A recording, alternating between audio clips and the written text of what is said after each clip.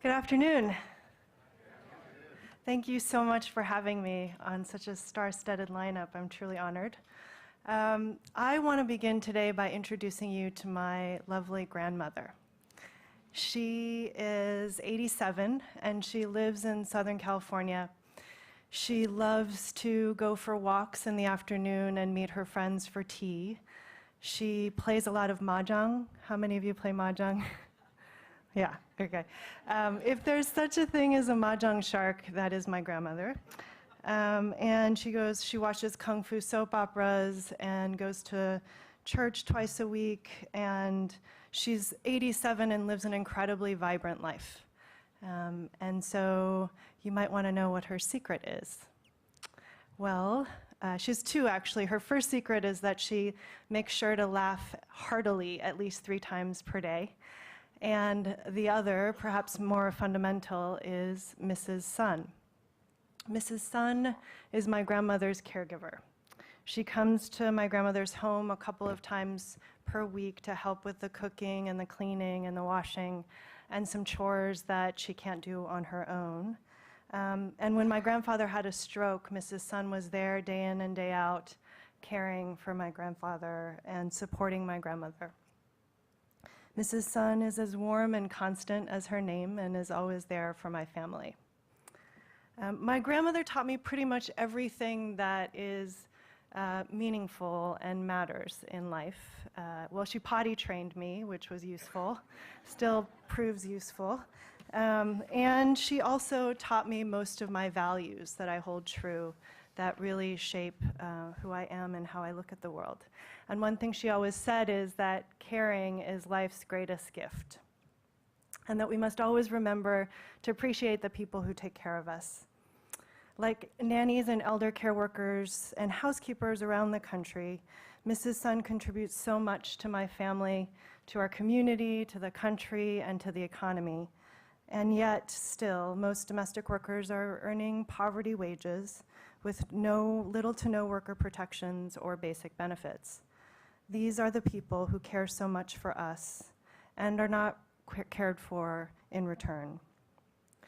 And that is why I run an organization of Mrs. Suns, women like Marlene champion. She's a domestic worker right here in New York, and she's seen it all.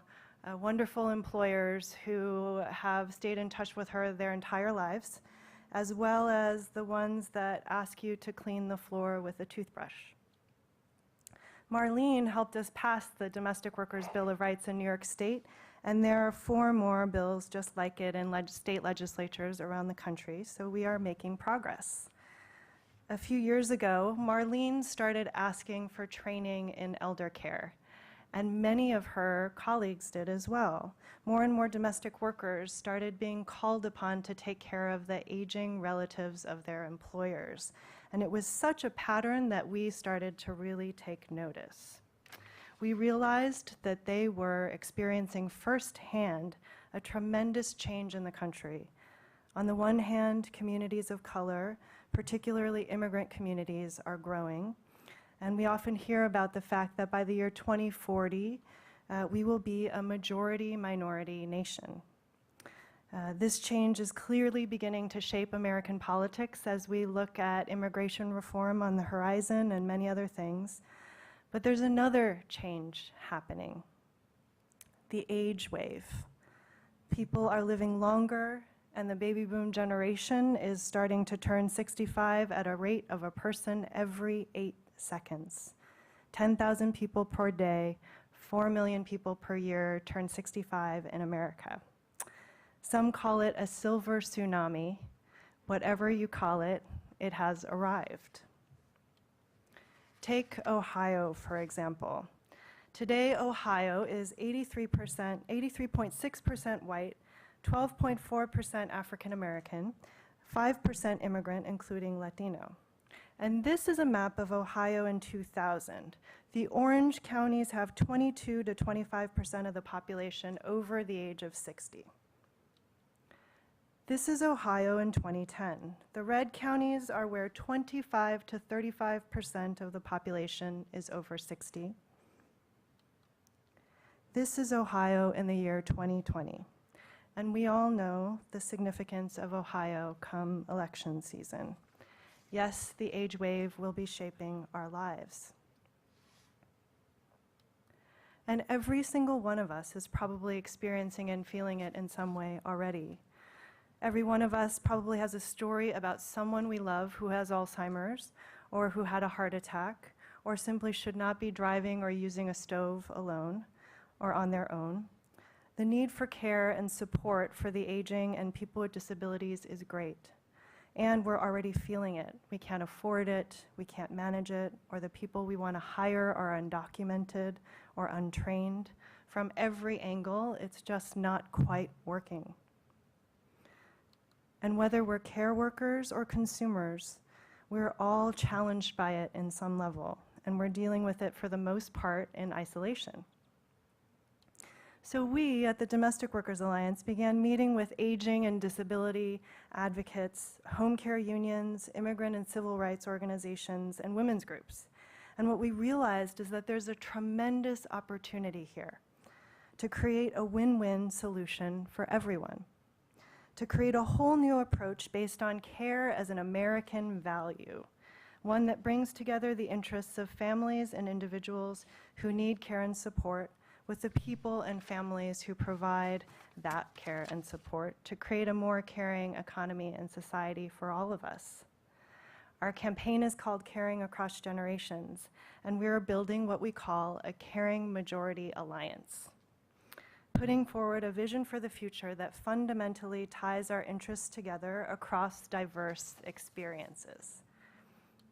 We're working in 17 cities with a coalition of more than 200 organizations to create 2 million new quality jobs in home-based care over the course of the next 10 years. And we want to make sure that every last one of those jobs is a job that you can take pride in and support your family on, with career pathways and a road to citizenship for the immigrant care workforce. And we want to make sure that care is accessible and affordable for every single family who needs it in America. But more importantly, for our purposes here today at this conference, we are learning some pretty important lessons that we think are relevant for philanthropy as we do this work. One is that our demographic changes mean that we must pay particular attention to being able to articulate a coherent vision for this country that truly does include all of us across race, class, and generation. From the white senior in Ohio to the immigrant domestic worker in New York, the African American veteran in Georgia to the LGBT young person in Arizona. Sometimes those visions will necessarily be longer term, but we must, and this is an opportunity to, look ahead at who we are becoming as a nation and shape it in our values. Embrace it in its totality and seize the moment to shape the future together. None of us can do it alone, which is why we must work across these lines. And if we do not, we risk greater political polarization, particularly in this economic climate. Second, building this inclusive intergenerational agenda for the future necessarily begins with values. Each of us can identify some core values that help us remember what matters most, that help us remember, help us bring out the best of who we are. When we build initiatives based on values, we can both celebrate our diversity and have a strong foundation to build social change work on.